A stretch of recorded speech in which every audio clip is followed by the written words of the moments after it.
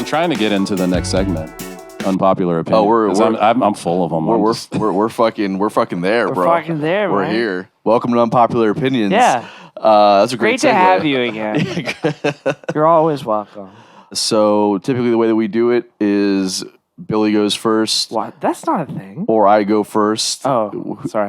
And then the other person, whatever. Our guest is last. Yeah, our guest is last. Is that what you wanted to say? Basically, yeah, that's what I was trying to say. I'll get you there. So go ahead, go first. Bill. I don't want to say this because it's like we were so good about like, I don't know, like peace and harmony in the world. A couple of days ago, I was watching some like nature documentary, and I saw how polar bears eat food. And one of the things that they do is they go around the North Pole where giant openings of ice are, like kind of not giant openings, small places of ice that open up, where beluga whales have to eventually come up to breathe because they're mammals. So polar bears just claw at them every time that they go, and then eventually they die and they pull them up, and that's how polar bears eat. My popular opinion is, I don't care if global warming gets rid of polar bears. Straight up. I don't care. Yeah. I'm saying global warming, polar bears go, don't care. So let me be clear. This has nothing to do with me against global warming being a thing. Like, it's definitely a fucking thing. I think it's awful. You just don't care. I'm just saying, like, the least important thing that's going to happen, 100% polar bears. You don't think we should protect the polar bears? No. They're the top of the fucking food chain. And, like, if they're really that smart or whatever you care about, just take them all and bring them back in. Just capture them all. They're also great swimmers, so I think they'll be all right. I don't know. I've seen a lot of those, like, Arms of an Angel videos where it's those polar bears that are, like, skinny. They're, like, skeleton polar bears. And they can't even eat beluga whales. And I say, that's a win for the whales. Bro, but you know what? Have you ever seen... On the opposite end of that, have you ever seen orcas when they go after seals? Yeah. Like when like seals will be on a piece of ice, and the orcas will actually create waves that knock them off the ice, man, dude. and then Nature's brutal. and then with one orca on the other side to catch the seal when it falls off, and then they just so in your world you just get more orcas doing that, and less polar bears scratching at belugas. Orcas are not mammals, are they? They are mammals, they are absolutely. Mammals? Did you ever watch Free Willy or what? No, I wasn't allowed to. 1993 was a little rough in Kentucky. My unpopular opinion is not quite as controversial, but I think that Paul Simon is better than Bob Dylan. At what? At being a songwriter and just being a musician overall. I understand what you're trying to say because they're both in that like Americana sort of vein, but who's first? Paul Simon had Simon and Garfunkel around the same time that Bob Dylan was doing true. it. Yes, it was the 60s. Actually, what year did Bridge Over Troubled Water come out? 69? 1970. Okay, 1970. Okay. Fucking Bob Dylan was like so before that. But Bridge Over Troubled Water wasn't their first hit. They were around they've been around since like the mid to late 60s. But that was the one that like made it famous. I don't care. He's still better at being a songwriter. Yeah, writing lyrics, Bob Dylan didn't really mix it up at all, did he? But he did with the band. What about comparing like their song lists, like like how many songs they wrote? Well, because you got to find a metric to say who's best. Well, in some manner. Paul Simon has so many albums out too. If you include Simon and Garfunkel stuff, and then the Graceland album, and then everything moving after that, and then he just released a new record maybe like a year or two ago, which I will say doesn't hold up to his heyday, but it's still really good. Bob Dylan had a similar trajectory, and he changed it up with the band and went electric. He had some great stuff in the 80s also. It's not to disparage Bob Dylan. It's just to say that Bob Dylan gets a lot of credit. And I heard this comparison recently. He was first. Not because he was first. No, because he was first is why he gets a lot of the credit. No. Okay. I heard this comparison recently, and I was like, that is an interesting comparison. And I think that Paul Simon is just a much more talented and creative writer. I love Vampire Weekend. He's doing a hell of a job with that. What do you mean he's first? Bob Dylan. First at what? I like that at being question. famous.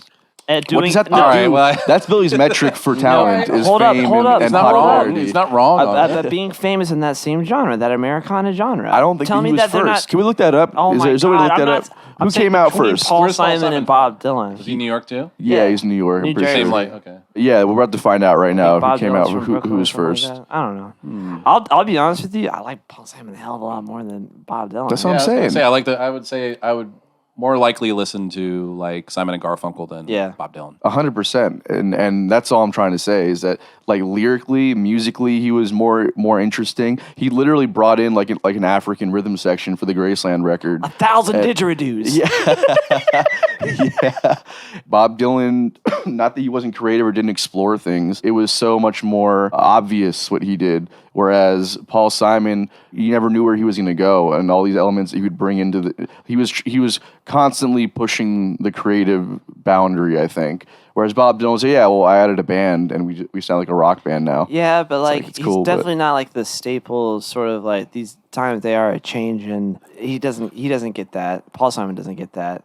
I mean, that's why I'm saying listen he to was Diamonds on the earlier. Soles of Her Shoes. That's pretty. No. I'm saying like All on the Watchtower. Like there's so many About more the like. Boxer. I mean, like there's so many amazing like hits with Simon and Garfunkel. I'm saying, yeah, there are great songs that he wrote, but Bob Dylan's way bigger. Bob's got like a Peace Prize, right? Like a Nobel or he's like America's fucking son. Like that. Like Paul Simon. I'm sorry. he was like the writer of American like soul, like And he not was- the soul of without a America doubt. at a certain point. So it's it's unpopular for sure because we're fucking talking about it. But Yeah, if we're having what was your original opinion, anyways? that What'd Paul you say? Simon's better than Bob Dylan. No. and Well, Billy's no. which would be metric. pretty unpopular. Yeah, it's unpopular. It's unpopular, but Billy's metric for talent is also how many people like what you do. Wow, And that's I just usually- agree I'm with not that. very successful at all.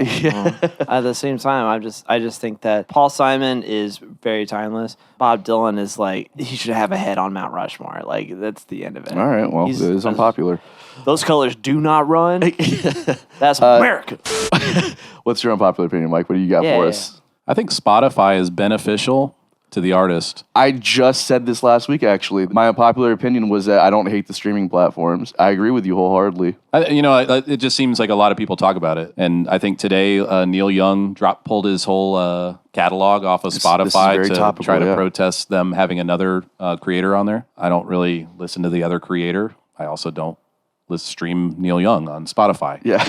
I think it's kind of, we could have just said that, but I think it's silly what he thinks that Spotify needs to respond to him. Spotify is an opt-in. Right. We don't have to do it. Everybody that complains about Spotify doesn't have to interact. They can go and find other ways, and I think that's good. I think that what the problem is that people are expecting something other than what Spotify offers. It's very upfront what Spotify offers. I don't think it's going to make you a lot of money, but I do think that it's beneficial because it makes it very, very easy to share. Totally. Yeah. Just to kind of build on that idea, they're not the only streaming platform, so there's multiple across the board. When you start to calculate the income across all the platforms, you can start to see real numbers generate from that. And furthermore, the only people that are really complaining about Spotify and the modern day methods of listening to music are people that made their money pre-streaming. The artists coming up today, they might have a problem with it, but you don't really get to have that much of a problem with it because you didn't make your money off record sales. It's kind of like complaining that someone didn't put you on their festival lineup. Exactly. It doesn't do any good. And it definitely doesn't get you on that lineup. Exactly. So I wholeheartedly agree with you. I also think that if you really want to be mad at somebody, be mad at the labels and the royalty companies like ASCAP and BMI that are striking the deals with Spotify. Yeah. You're mad that your $10 a month is going to Justin Bieber. That's not Spotify's fault. That would be ASCAP and BMI's fault for saying, yeah, that's how we'll distribute the wealth. And then the record labels that are collecting all the income. I think there was a metric that came out, something like labels are making in the tens of millions of dollars an hour off streaming platforms where artists aren't seeing a lot of that money. I think it says like artists are making like 16% of the entire pot. Share. That's which we can look at that and we can say that's insane, and we can talk about that. You can't be mad at Spotify for striking a deal with people that own the rights. The people that own the rights are the ones you should be mad at. They're doing what's best for Spotify. Why don't they just set it up like they used to do for cell phone minutes? All right, just listen to this. All right. So Yeah. like you put $10 a month in. Oh, you want a credit system? I want one, almost like a jukebox. It's 1 cent per play, and then that's where that cent goes. This is where your play went. I can math. 1,000 songs that you get to listen to a month, or you can do more if you want to. But it's always just a penny. But that penny goes straight to that person. Yeah, but I know, Billy, you'd believe that whoever owns Spotify should be able to do whatever they want with Spotify. I totally agree He with doesn't. that. He's kind of a socialist, so he's not into that idea. But Democratic socialist, yes, without a doubt. Yeah, absolutely. That's a paradox. But So, yeah, I mean, if Spotify was a government agency, I would 100% agree with you. Yeah. Because it needs to be fair at that point. you just get it, bro. I think the I think rich, it's I dude. think it's odd that people complain about it. I think it's odd that people complain about a lot of things. Yeah. Which is why I'm always criticizing social media and course. stuff like that. I should have just said I think the internet's worse for the And that's- humanity than it is beneficial. That's your Instagram This handle, point, isn't it? down with the internet. Down with the internet. Down with the internet. Follow on Instagram. The irony in that. Or don't. Yeah, or don't, whatever. Down with it Follow all. me on Instagram. Fuck Fuck it. the internet. Yeah, it's fucking great.